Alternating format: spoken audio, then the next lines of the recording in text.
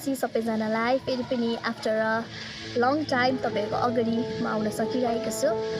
अनि जतिजनाले मेरो च्यानलको यो भिडियोलाई फर्स्टचोटि हेर्दै हुनुहुन्छ भने म तपाईँले यो भन्न चाहन्छु, माई नेम इज नेओमी।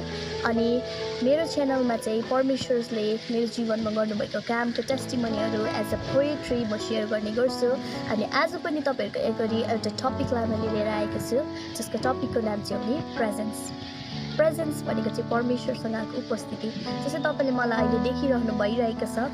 अनि म तपाईँहरूको अगाडि म के लिएर बसिरहेको छु भने मैले होली बाइबललाई, परमेश्वरको वचनलाई लिएर बसिरहेको छु, भन्ने डायरिजहरूलाई लिएर बसिरहेको छु। अनि एउटा हुन्छ नि एक्लै एउटा रुफमा बसिरहेको छु। अनि यो सबै कुराले पनि एउटा मेसेजलाई भन्छ है कि इट्स भेरी इम्पोर्टेन्ट के हो तपाईँ अनि म चाहिँ एक्लैमा परमेश्वरसँग समय बिताउनु चाहिँ कति चाहिँ इम्पोर्टेन्ट छ भन्ने कुरालाई यो सबै कुराले बताइरहेको छ। अनि अहिले मैले तपाईँलाई सेयर गर्नु आँटेको मेरो पोइट्रीबाट पनि तपाईँहरूले कतिवटा कुरालाई जान्नुहुन्छ, यसको भ्याल्युजहरूलाई क्या जस्तो मैले पर्सनली मेरो जीवनमा थाहा गरेको छु। अनि शब्दहरू काफी छैन परमेश्वरको उपस्थितिलाई डिस्क्राइब गर्नको निम्ति, तर हामीले सानो ग्लिम्सलाई म तपाईँको अगाडि ल्याउन चाहन्छु। कतिचोटि चाहिँ के हुन्छ भने हाम्रो लाइफमा कतिचोटि हामी परमेश्वरको बाटोदेखि चाहिँ हामी ड्रिफ्टेड अवे भइपठाउँछौँ, हामी यताउता हामी गइपठाउँछौँ। अनि यताउता जाँदै गर्दा चाहिँ कस्तो हुन्छ भने हामीले भुलिपठाउँदो रहेछ क्या, म त परमेश्वरको उपस्थितिदेखि त म त बाहिर गइसकेछु भन्ने कुरालाई हामीले आउट अफ रियलाइजेसन हुन्छ कतिवटा कुरा। तर आजको यो भिडियोलाई तपाईँले हेर्दै गर्दा म यो कुराको च्यालेन्ज तपाईँहरूलाई गर्न चाहन्छु कि तपाईँले फेरि एकचोटि तपाईँले आफ्नो लाइफलाई तपाईँले निहाल्नुहोस्, तपाईँले हेर्नुहोस् कि are you spending time with God, are you living your life in the presence of God है। परमेश्वरको उपस्थितिमा के तपाईँले आफ्नो लाइफलाई कन्टिन्यू जिइरहनु भएको छ भन्ने क्वेसनलाई म राखिकन आजको पोइट्रीलाई स्टार्ट गर्न चाहन्छु, जो चाहिँ छ उपस्थिति। यसरी छ, आज फेरि फर्केर आउँछु त्यो स्थानमा जुन स्थानमा मैले जीवनलाई पाएको थिएँ, त्यो जीवन जो काहीँ पनि छैन, त्यो जीवनमा म रमाउँथेँ।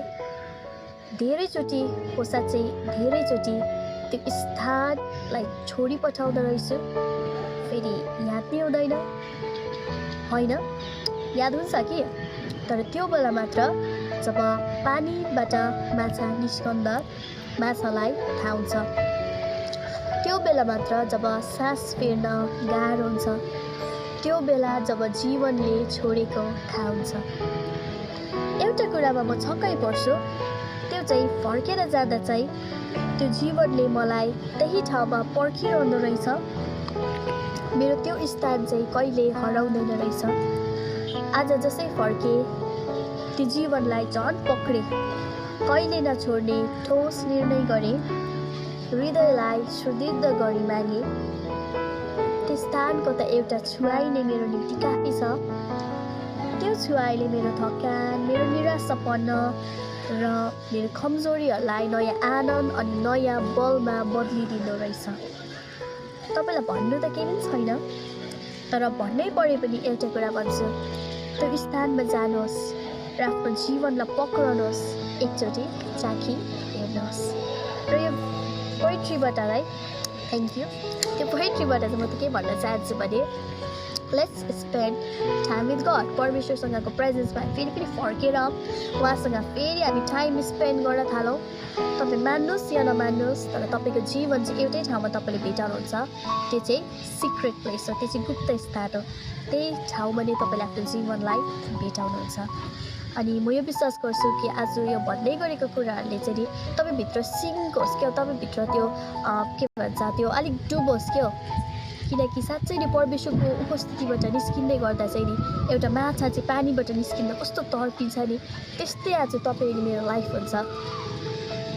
तर भए पनि एउटा मिठो कुरा चाहिँ के छ भने एभ्री टाइम जब हामी रियलाइज गर्छौँ र हामी फर्केर आउने निर्णय गर्छौँ परमेश्वरको उपस्थितिमा, God is still there. He is waiting for you and me. परमेश्वर तपाईँले निम्ति त्यही ठाउँमा पर्खिरहनु भएको छ। अनि यो बाइबललाई है, यो वचनलाई this is word of God. यसमा चाहिँ तपाईँको निम्ति लेखिएको छ। यो जति पनि बाइबलको 66 बुक्सहरूमा जति लेखेको यो वर्ड्सहरू छ नि, यो चाहिँ it's God's word for you, it's a God's love letter for you. तपाईँ सिक्रेट प्लेसमा जानुहोस्, परमेश्वर तपाईँसँग बोल्नुहुन्छ, उहाँको वर्डबाट परमेश्वर तपाईँसँग बोल्नुहुन्छ, किनकि उहाँको वचन चाहिँ जिउँदो छ। आमेन। अनि तपाईँको इन्साइट्सहरू है, मेरो जस्तो धेरै डायरिजहरू छ। एनी टाइम तपाईँले टाइम पाउनुहुन्छ भने आउनुहोस् मेरो घरमा, म तपाईँलाई देखाउँछु।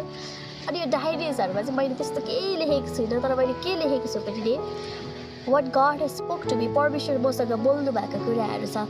अनि परमेश्वर यति मिठो बोल्नुहुन्छ नि, उहाँको बोलाइले गर्दा, आज उहाँको बोलाइले गर्दा है, उहाँ मसँग बोल्नु भएको कारणले गर्दा नै, उहाँको वचनले गर्दा मेरो लाइफ सस्टेन भइरहेको छ। अनि I am happily living my life no matter what. उहाँको आनन्द, उहाँको लभले कहिले पनि छोड्दैन।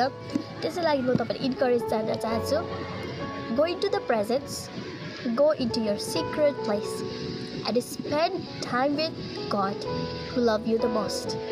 Thank you so much आजको भिडियोलाई तपाईँले हेरिदिनु भयो। Thank you for watching.